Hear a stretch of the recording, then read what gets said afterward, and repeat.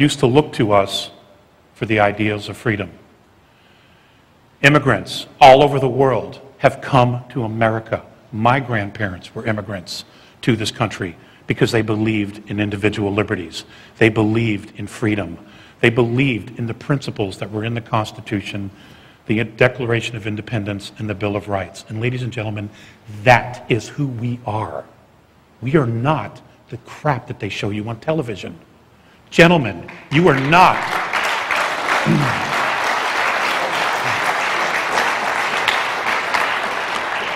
Gentlemen, you are not the weak-kneed, sissy morons they try to portray us on television either. You are strong, you are family-oriented, you have faith, and you are warriors. And you're going to need to take a stand and defend your country and your family. Make no mistake about it. The two gentlemen that were here talking about the super soldiers, yeah, they're here. They're definitely here. They're hybrids. They're here. Okay? And there's more that's been going on. I was hoping that one of them would talk about what happened in Dulce, New Mexico. But they did not. And I don't necessarily want to go there either because, oh God, it's sick. It's sick. Okay? No, there's other things to cover. But I bring it up because many people that have the knowledge, that have been in black ops, special ops, that have been involved in the ET component, know about that small rogue group. And they're not gone yet. Some of them are still here. All right? And they still create and wreak havoc. I also want to tell you, and I have been asked to share this with you, about the vaccine, the new swine flu vaccine. Mornay has told me to tell you, or everyone, that this vaccine will permanently damage your DNA. So, whatever else comes out of that, it will permanently damage your DNA.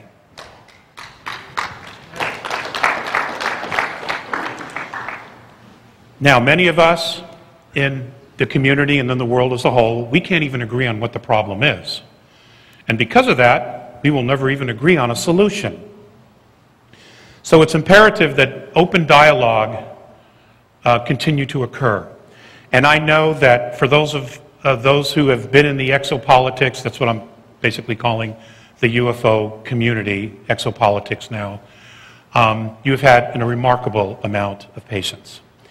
And your biggest tests are coming.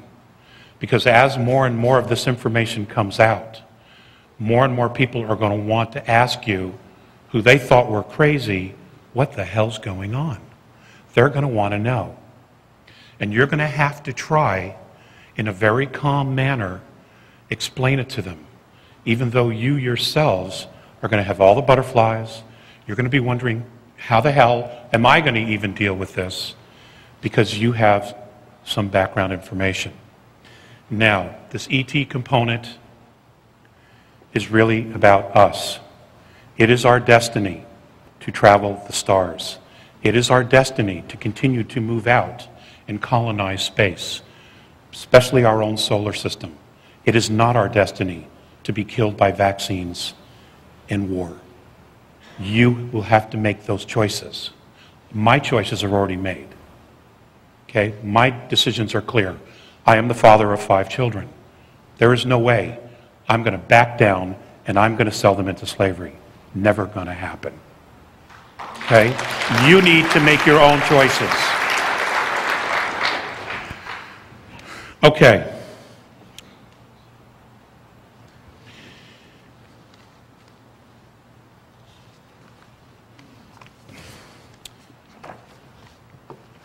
I once asked Theseus, one of the Andromedans, who has since crossed over, what was to become of us? Some of this may be a review for some of you. What was to become of us? What was going to happen to our race, to our civilization? And he just looked at me and he said, this is how we see you. responsible freedom of self-determination, becoming truly self-confident and free, to unconditionally be responsible for oneself without being coerced to accept some higher authority.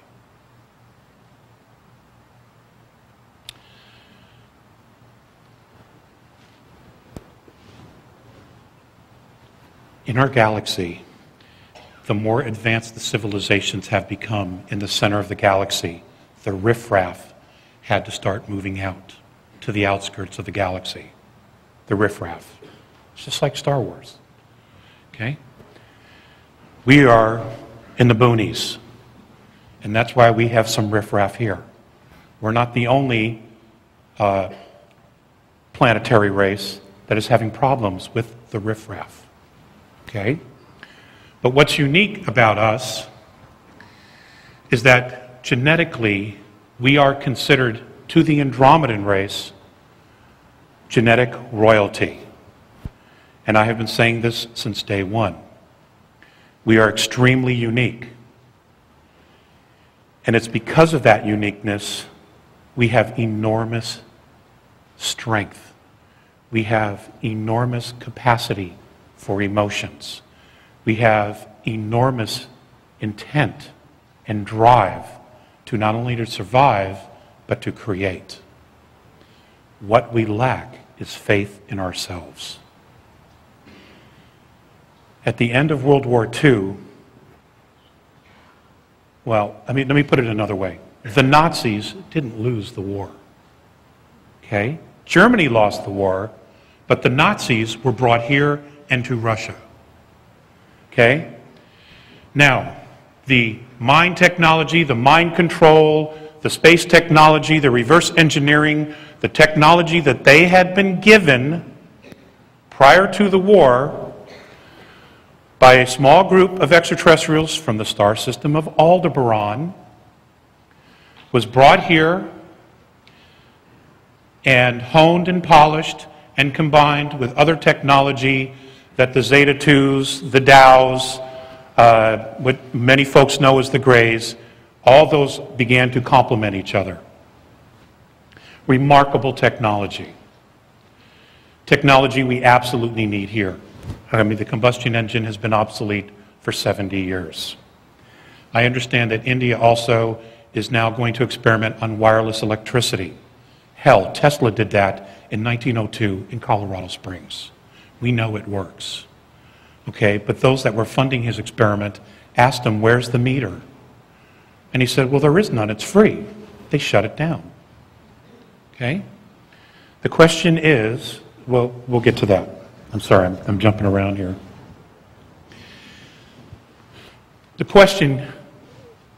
The reality is, ladies and gentlemen, what kind of country do you want to live in? What kind of world do you want to live in? Clearly, what we're doing now doesn't work. It has run its course. We have a government that has a lot of problems. We have corruption within it, not all of it, but we clearly have corruption within it. They have sold out and have been totally compromised. They themselves don't know what to do. And and their only solution is to turn the power of the military and the power of the pharmaceutical company against the American people. That's their solution. That is not okay. That's not okay.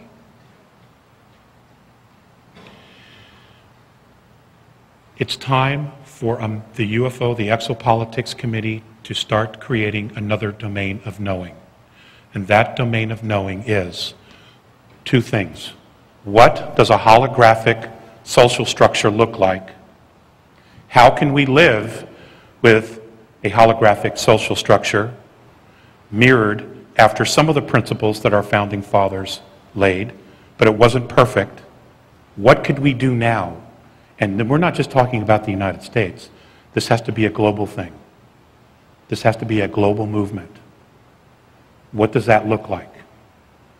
So we need to create and start groups, dialogues, talking about living in a holographic structure where all the information that is available, black op, secret, top secret, above top secret, is available to everyone. But we could just start with the information that we do have. The rest of it will come.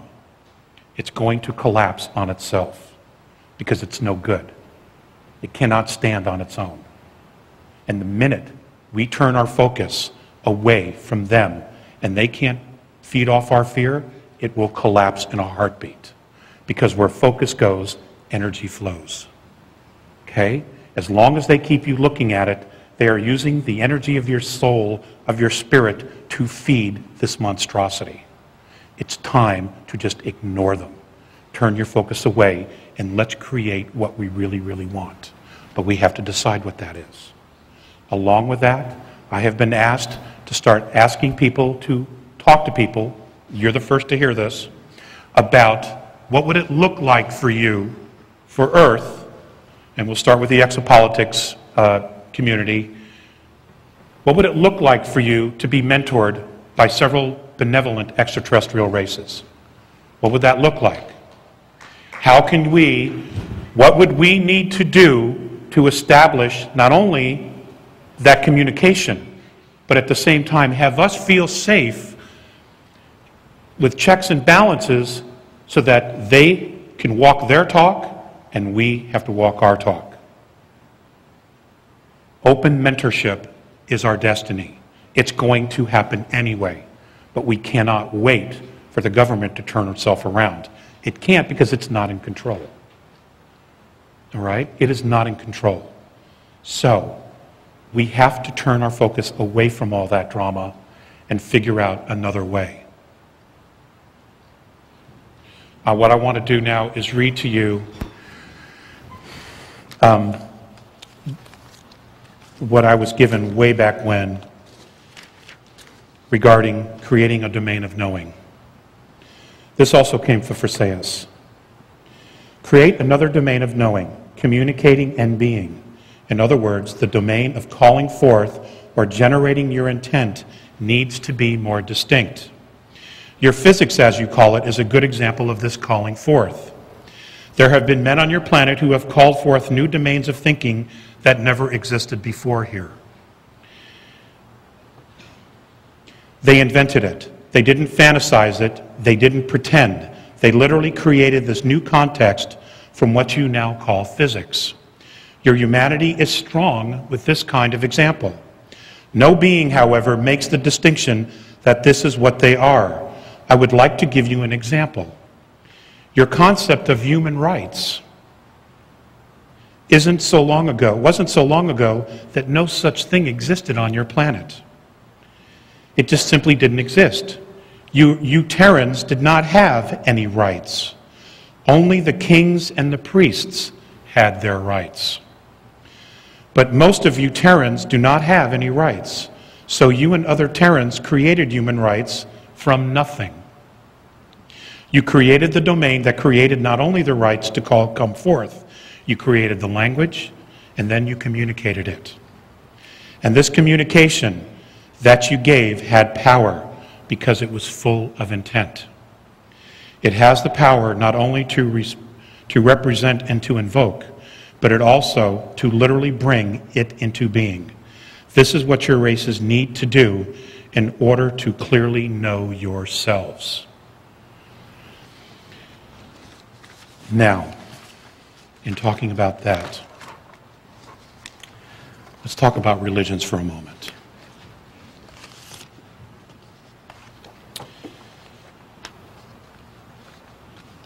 The pyramidal structure of our governments primarily have come out of ancient Rome.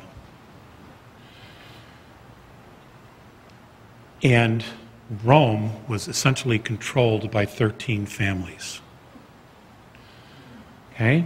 Those 13 families still exist today.